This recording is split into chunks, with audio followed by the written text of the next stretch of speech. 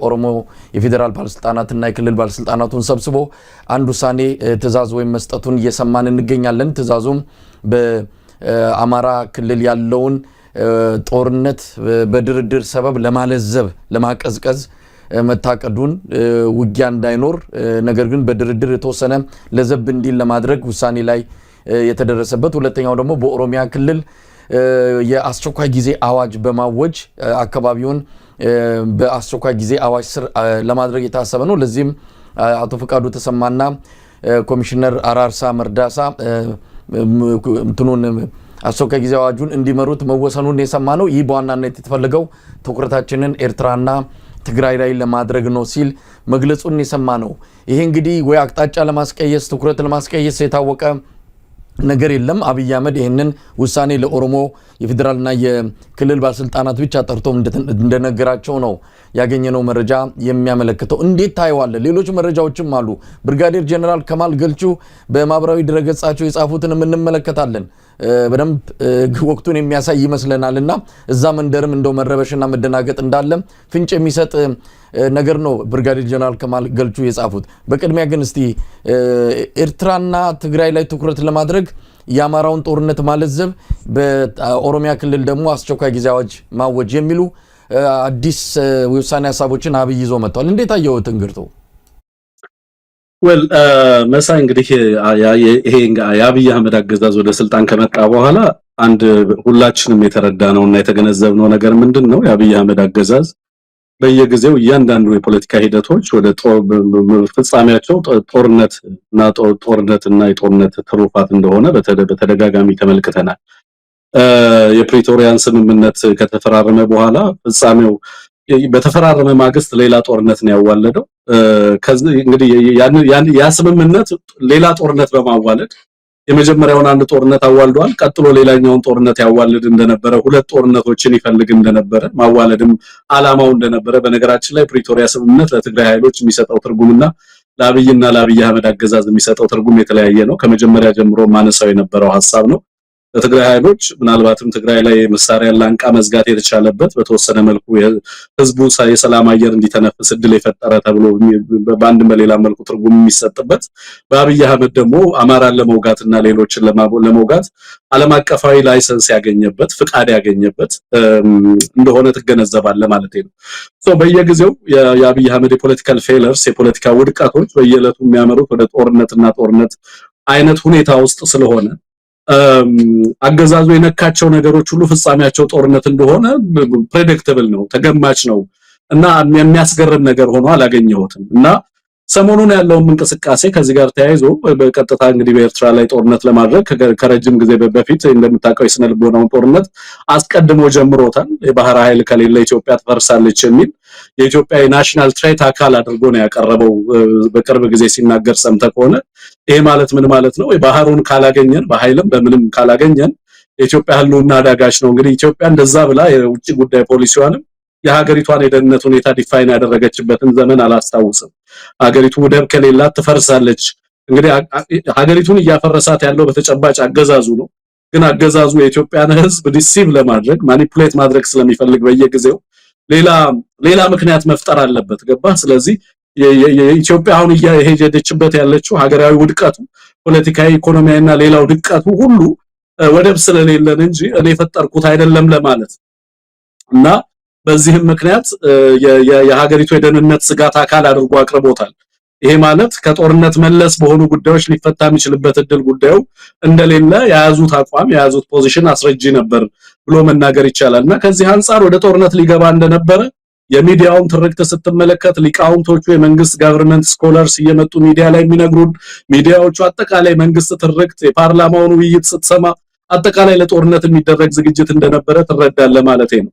ግን ይሄንን ጦርነት ደፍረው ሊገቡበት ያልቻሉት በሁለት ምክንያት ነው። አንደኛው የዓለም አቀፍ ሁኔታዎችና ዓለም አቀፍ ማህበረሰቡ ነው። ሁለተኛው ኢትዮጵያ ያለችበት ኢንተርናል ሁኔታ የውስጥ ጉዳዩ እጅግ አስፈሪ ስለነበረባቸው በፍጥነት ያንን ጦርነት ማድረግና ወደ ጦርነት ለመግባት የሚያስችል ሁኔታ እንደሌለ ግልጽ ነው። ሁለቱንም ማኔጅ ለማድረግ ጥረት ሲያደርጉት ተመልክተናል። በቅርብ ጊዜያቶች ውስጥ በተለይ በአማራ ክልል ታውጆ የነበረው ዘመቻ ማዕበል የሚባለው ዘመቻ በሌላ ህዝባዊ ማዕበል ተገልብጦ ሙሉ ለሙሉ አገዛዙ ላይ ወታደራዊ ሽንፈት፣ ፖለቲካዊ ሽንፈት እና የስነ ልቦና ሽንፈትና ውርደትን እንዳጎናጸፈው ተመልክተሃል። ግን ከዛ ባሻገር አማራ ክልል ላይ የነበረው ነገር በተወሰነ መልኩ የፋኖ ኃይል ላይ ከፍተኛ ምት በመሰንዘር እና አቅሙን በማዳከም በፍጥነት ወደ ሌላ አቅጣጫ በተለይ ወደ ኤርትራና በትግራይ በኩል ያሉ ኃይሎችን እናስተነፍሳለን የሚል አይነት አካሄድ ነበር የነበረው። ግን ደግሞ ሁሉም ያሰቡት ነገር እየተሳካ አይደለም ያለው። ኢትዮጵያ ውስጥ ያለው ብርጋዴር ጀነራል ከማል ገልቹ እንግዲህ ቀደም ጻፈው ያልከውን ነገር ተመልክቻለሁ። በነገራችን ላይ መሳይ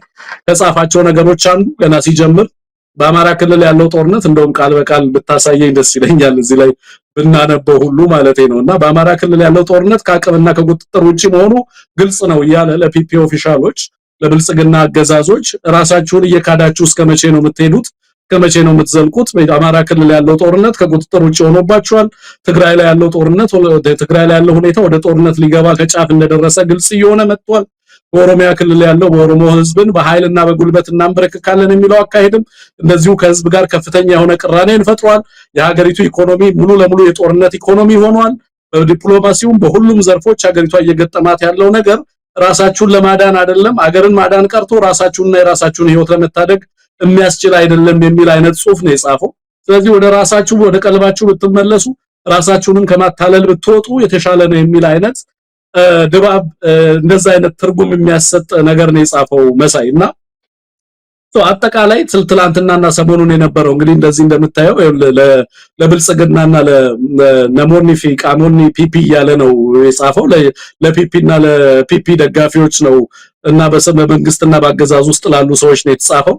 በዚህም እንግዲህ በግልጽ ምንድነው የሚለው ወራኔ አማራ ወንጂን ታሲፈሙ ኡልፋታጅራ ከንትግራይ ደግሞ ያው የትግራዩ ደግሞ ለሌላ ጦርነት እየተዘጋጀ ነው የሚለው። በሌሎችም አካባቢዎች ላይ ኦሮሚያ ውስጥ ያለውን ሁኔታ እንደዚሁ በስፋት ይዳስሳል። አጠቃላይ ራሳችሁን እስከመቼ እያታለላችሁ ነው የምትዘልቁት? በእንደዚህ አይነት ሁኔታ ውስጥ ሀገሪቷን ቀርቶ ራሳችሁን ልትታደጉ አትችሉም የሚል ነገር ነው እያነሳላችሁ ያለው። በቅርቡ ደግሞ እንዳልከው በኦሮሚያ ክልል የኦሮሚያ ክልል አስተዳደር እንደው በብዛት በአማርኛ አልተነገረም፣ በተለያዩ ሚዲያዎችም ላይ ታዘብየዋለሁ። እኔ ግን ከሳምንት በፊት በነበረኝ መረጃ ኦሮሚያ ውስጥ እና የኦሮሚያ ክልልና አስተዳደር ሙሉ ለሙሉ በስቴት ኦፍ ኢመርጀንሲ ወይንም በአስቸኳይ ጊዜ አዋጅ እንዲተዳደር የክልሉንም ሁኔታ በዋናነት እንዲመሩ አራርሳ መርዳሳና ፍቃዱ ተሰማ ተመድበው እንደነበረ መረጃዎች ይወጡ ነበር። እነዛ መረጃዎች ነው አንተም ያነሳው። ምክንያቱም ኦሮሚያ ውስጥም ያለው ነገር ከቁጥጥር ውጪ እየወጣ ነው። እንደምታውቀው በአዲስ አበባ ዙሪያና በሸገር ዙሪያ ነው አሁን ጦርነት እየተካሄደ ያለው። አገዛዙ ሙሉ ለሙሉ በአዲስ አበባና በአዲስ አበባ ደሴት ላይ ታጥቆ ያለ አገዛዝ እንደሆነ ነው የምትመለከተው መጻይና በርካታ የሀገሪቱ አካባቢዎች ለጣፈንታቸው የተተው ነው የሚመስለው። የሀገሪቱ ሰላም በድንበርም በሌሎችም ዘርፉ በአካባቢዎች ያለው ሁኔታ እጅግ አሳሳቢ፣ የኢኮኖሚ ሁኔታ በእንቅርት ላይ ጆሮ ደግፍ እየሆነ ነው። ሰሞኑን እና ዛሬና ትላንት እንግዲህ እየተነገረ ያለውን የዚህ ተጨማሪ የኢንካም ታክስ አዋጅን ማስመልክቶ እየተነሳ ያለው ነገር በህዝቡ ዘንድ እየፈጠረ ያለው ፍራስትሬሽን ከህዝቡም አልፎ እንደው ያገዛዙ ደጋፊ ናቸው ለወትሮ የምንላቸው ተቋማት ሁላ ሳይቀር ስጋታቸውን እያንጸባረቁ ነው ያሉት። ከህዝብ ጋር ሲወግኑ አይተናቸው ማናቃቸው ተቋማት ሁላ ፍርሃታቸውን ምን አይነት አደጋ ሊመጣ እንደሚችል እየገለጹ ያሉበት ሁኔታ ነው ያለው። አጠቃላይ ፖለቲካዊ ሁኔታው እጅግ አሳሳቢ ነው። የጸጥታና የደህንነት ሁኔታው አገሪቷ ላይ እጅግ እየተባባሰ የመጣበት ሁኔታ ነው ያለው። የጦርነት ሁኔታ በተለይ ውስጥ ያለው ጦርነት በጣም አሳሳቢ ነው። ትላንት ደግሞ ስንሰማ ነበር ከኤርትራ በኩል እንደዚህ ጥቃት ሲሰነዘረብን ነበር የሚል ያገዳዙን ፕሮፓጋንዳ ስንሰማ ነበር። እንዳልኩ አገዛዙ በነገራችን ላይ እንደዚህ አይነት ዜናዎችን ፋብሪኬት ማድረግ ይፈልጋል መሳይ፣ ለፕሮፓጋንዳ ይጠቅመዋል። ምክንያቱም በኤርትራ በኩል ተተኮሰብኝ ማለት እንግዲህ ከዛ በኋላ ራሴን ለመከላከል ነው ወደዚህ ጦርነት የገባሁት የሚለውን ዓለም አቀፋዊ ጀስቲፊኬሽን ለመሙላት የሚያስችለኝ ነው ብሎ ስለሚያስብ እንደዚህ አይነት የፈጠራ ትርክቶችን መፍጠር አስፈላጊ ሆኖ ስላገኘ ትላንት በሁሉም ሚዲያዎች እንዲህ አይነት ነገር እንዲስተጋባ ነበር ሲያደርግ የነበረው። ግን በተጨባጭ መሬት ላይ ደውለን በርካታ ሚዲያዎች ለማጣራት ያደረጉት ጥረት ሙሉ ለሙሉ ሁኔታው ውሸት እንደሆነ ነው የሰማነውና ራሱ አገዛዙ የፈጠረው እንደሆነ ይሄንንም ለምን እንደፈጠረ በቀጣይ ሊያደርግ የፈለጋቸው ትንኮሳዎች አሉ። ግን አስቀድሜ ተተንኩሻለሁ ለማለት የሚያስችለው እንደዚህ ባለም አቀፍ ደረጃ በተለይ ጦርነትን አስቀድሞ መጀመር ምን ያህል አዳጋችና ምን ያህል ዋጋ እንደሚያስከፍል ስለሚገነዘቡ በኤርትራ በኩል ትንኮሳ ተፈጸመብን የሚለውን ነገር በክስ መንገድ ማቅረብ ይፈልጋሉ። ስለዚህ ይሄንን በፕሮፓጋንዳ መልክ ትላንት ሲያስነግሩ ነበር የዋሉት። በአጠቃላይ ግን መሳይ እንዳልከው እጅግ አሳሳቢ ሁኔታ ውስጥ አገሪቱ ያለችበት ሁኔታ ነው ያለው። ኦሮሚያን በተመለከተ ግን ያነሳው ትግራይንም በተመለከተ በተለይ ሃይማኖት አባቶች ወደ ትግራይ ሄደው ነበር። በጣም የሚያሳዝን ነገር ነው በነገራችን ላይ በዛ ረገድ ያለው እሱን አይምደው ትንሽ ሐሳብ ብሰጥበት ደስ ይለኛል። መሳይ ከፈቀድክልኝ ምናልባት በኋላ ላይ በዚህ ረገድ ሌላ የምታነሳው ጥያቄ ካለ ወደዛ መለስበታለሁ። እንዳልከው እንግዲህ በተናጠል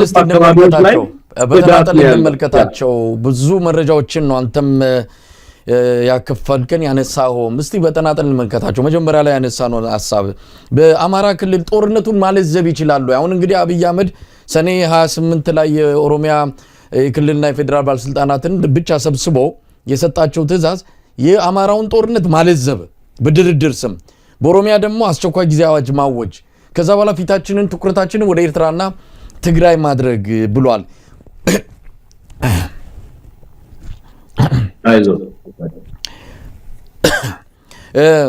በአሁን ሰዓት ኳሷ በማን እግር ስር ናት? አብይ አህመድ ከእጁ ብዙ ነገር ወጥተዋል።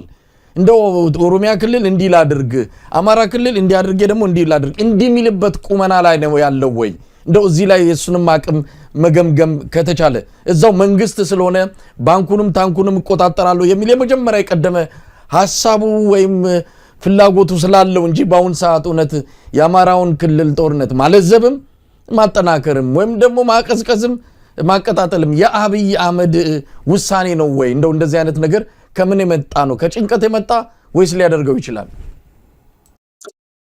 የአማራ ክልሉን ጦርነት በጀመረ ማግስት አብይ አህመድ ከዚህ በፊት ትዝ ቢል ከሆነ የሰሜን ዕዝ ተመታ የሚለውን ትርክት ለኢትዮጵያ ሕዝብ ለመሸጥ በሚያደርገው ጥረት የሚጠቀማት የነበረችው ቃል አለች። በዋናነት የኤርትራው ፕሬዝዳንት ኢሳያስ አፈወርቂ የሚጠቀሙት ቃል ነው የሚል ነው። ሚስካልኩሌት አድርገዋል ህወሓቶች የሚል ቃል በተደጋጋሚ ይነገር ነበር። አብይ አህመድ ከፕሪቶሪያው ስምምነት በኋላና በተለይ አማራን ለመውጋት መወሰኑ ሂስቶሪክ ብለንደር ነው። በጣም በጣም አደገኛ የሆነ ውሳኔ ነበር የወሰነው። ይሄንን ውሳኔ ከወሰነ በኋላና የአማራ ክልል ጦርነትን ከጀመረ በኋላ መሳይ ወደፊትም ሆነ ወደ ኋላ ማድረግ የማይችልበት ወገቡን የተያዘ ኃይል እንደሆነ በተደጋጋሚ የተመለከት ነው። ወዴትም መንቀሳቀስ የማይችልበት ለውጥ አምቢል ሽንፈት ከዚህ በኋላ ለግባ አምቢል ሽንፈት የሚሆን አይነት ሁኔታ ውስጥ እንዲገባ ያደረገው በሁሉም መመዘኛዎች አማራ ክልል የሚያደርገው ጦርነት አገዛዙ በሁሉም መመዘኛዎች ኢንተርምስ ኦፍ እንግዲህ ጦርነትን በዋናነት የሚመሩት ሁለት ነገሮች ናቸው። በዋናነት በስነ ልቦና ደረጃ የምታደርገው፣ ሌላው ደግሞ መሬት ላይ የምታደርገው ታክቲካል ኦፕሬሽናል እና ስትራቴጂክ የጦርነት ሂደቶች ናቸው የሚወስኑት የጦርነቱን ውጤት። አማራ ክልል የገባለት አብይ አህመድ ሙሉ ለሙሉ የሚዋጋበትን ኮዝ ነው ዲሳርም የተደረገው። ከዛ በኋላ ግን ወታደሩንም እና በጦርነት ሂደት ውስጥም ይከናነባቸው የነበሩ በየጊዜው የሚያጋጥሙትን ሽንፈቶች ስትመለከት ሙሉ ለሙሉ ወታደራዊ ብልጫ የተወሰደበት እንደሆነ ማረጋገጥ ትችላለህ መሳይ። ብቸኛው የበላይነት አለን ብለው የሚያስቡት ኬፓቢሊቲ ኤሪያል ኬፓቢሊቲ ነው። እሱ ኬፓቢሊቲ ክረምት በመጣ ቁጥር እንዴት እንደሚፈተን እየተመለከትክ ነው። ሰሞኑን የአየር ላይ የበላይነት ማለት ነው። የአየር ላይ በላይነት የአየር ላይ በላይነት አለን ብያለ ሁሉ ጊዜ የሚያስፈራራበት የነበረውን ድሮን እና የድሮንና ሌሎችም ተዛማጅ ቴክኖሎጂዎች ያውም ሲቪሊያንን ታርጌት በማድረግ ህብረተሰቡ ላይ ፍርሃት እንዲፈጠር አደርግበታለሁ እያለ የሚከተል የነበረው ስትራቴጂ ሙሉ ለሙሉ እሱ ስትራቴጂው ጭምር ሳይቀር በፋኖች ሙሉ ለሙሉ ስለተበላ የፋኖ አዳፕታቢሊቲ በጣም ከፍተኛ ስለሆነ በዚህም ረገድ የበላይነቱን ይዞ ሊቀጥል እንዳይቻለ በጣም የተረዳ ነው። ሌላው መሬት ላይ ያለውን ሁኔታ በተመለከተና በተለይ ኮንቬንሽናል እና የሰርፕራይዝ አታክን በተመለከተ ፋኖ የሚከተላቸው ኦፕሬሽናል እና ታክቲካል አድቫንስመንት በጣም